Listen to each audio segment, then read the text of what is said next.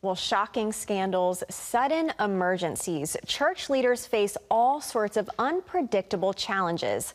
Phil Cooke says they need to know how to respond to these crises because sooner or later they will happen.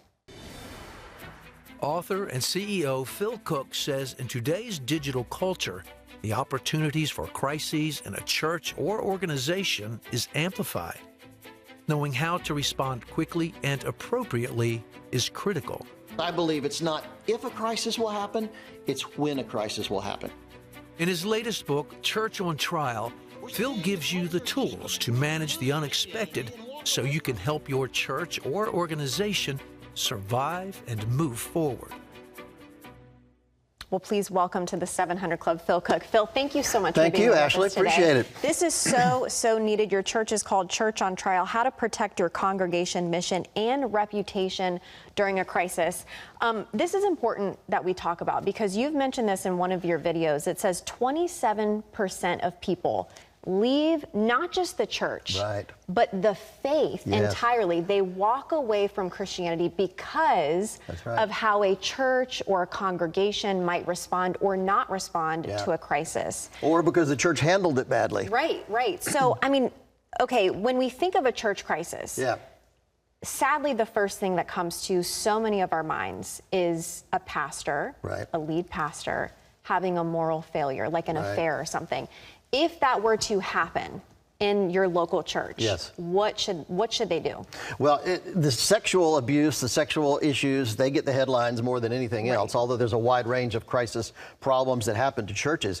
But I'm a big advocate of being very clear. I'm not an attorney. I'm not a counselor. In the book, I talk about you need a good attorney. You need to provide counseling for a victim if there is one. Sometimes we forget about the victim, and we don't really prioritize a victim as much as we should. But I'm a big believer that communicating your message during a crisis is absolutely critical. How you communicate it, what you say, when you say it, can be the difference between crashing and burning or getting to the other side successfully.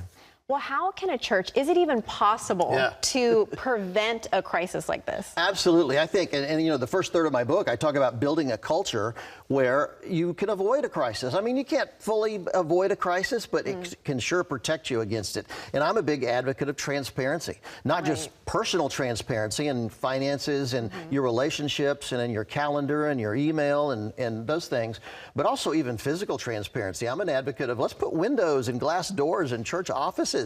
Anything we can do that might help stop an inappropriate relationship from starting could save a life, it could save a church, it could save a marriage. It's really critical.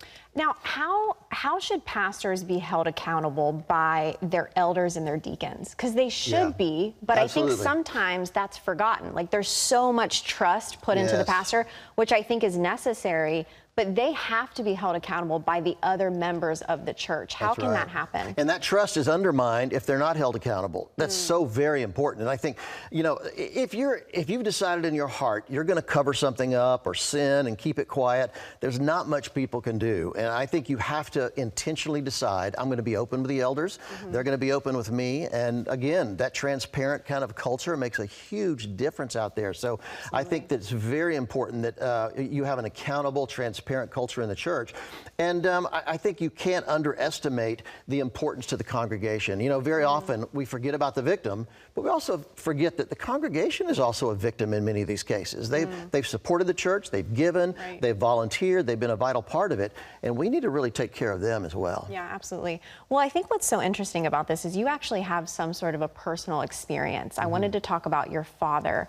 He was a part of a situation he did not initiate. It wasn't necessarily his fault, but he didn't respond to it, or if he did, it was too late. Can you just talk about I'm a big advocate happened? of responding quickly. My dad was a pastor, and in the late, it was a Presbyterian church. In the late 60s, when the charismatic renewal happened, he started preaching on the Holy Spirit. And the church started growing, but we had one elder that didn't like it. And my dad knew it, but he didn't think it was a big deal. He didn't worry about it. But within a year, that elder had worked behind the scenes and it ended up getting my dad fired. My first call from my parents from college was, hey, we've just been fired from the church that you grew up in. And it was really devastating. But my dad went on and started other churches and did really well.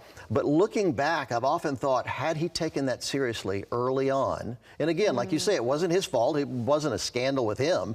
It was just an elder that wanted him out of there.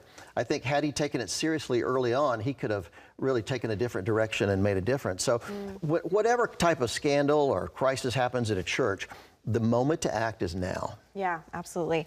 Well, you talk about internal scandals and how they're only like half of the type of a crisis that a church goes through. There's also external, outside crises. So what are some of like the examples of an outside crisis? I often say that any church doing an amazing job in their community and a really effective church has some critic on the outside, either a disgruntled ex-church member or ex-employee or just somebody from the community that doesn't like church that are criticizing them online. It could be a protest. It could be a city. There's zoning issues. There's a lot of ways that an outside crisis can happen, and they're very important. I think the inside crises that you mentioned are often self-inflicted.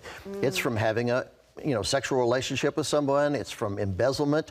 One study indicates 3 out of 7 pastors have admitted of some kind of a financial embezzlement in their church over the years, and it adds up to billions of dollars. So both outside and inside crises happen, and they can really have a devastating impact on a church or a ministry. Why do you think, it's just so interesting, over the past several years, there have been headline after headline after headline of pastors who have had these moral failings. Do you think it's a pastoral problem? Do you think it's a church problem? What do you think the issue is? Well, I think there's a lot of things happening. We're all fallen creatures. We're all fallen human beings, and people sin. They make mistakes. However, on the other side, pastors and church leaders, they don't teach this stuff in college or Bible study, Bible college or seminary. And pastors are blindsided when this happens. It may be a youth leader who's had an inappropriate relationship with a minor in the youth group. It could be any number of things.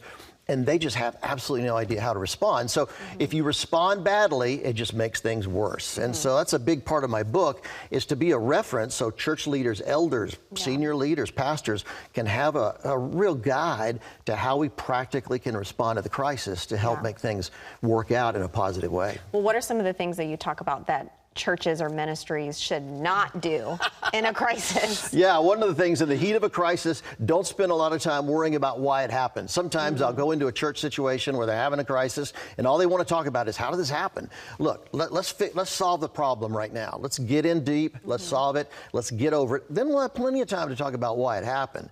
But let's solve the problem now. Take care of the victim, prioritize the right things, communicate well.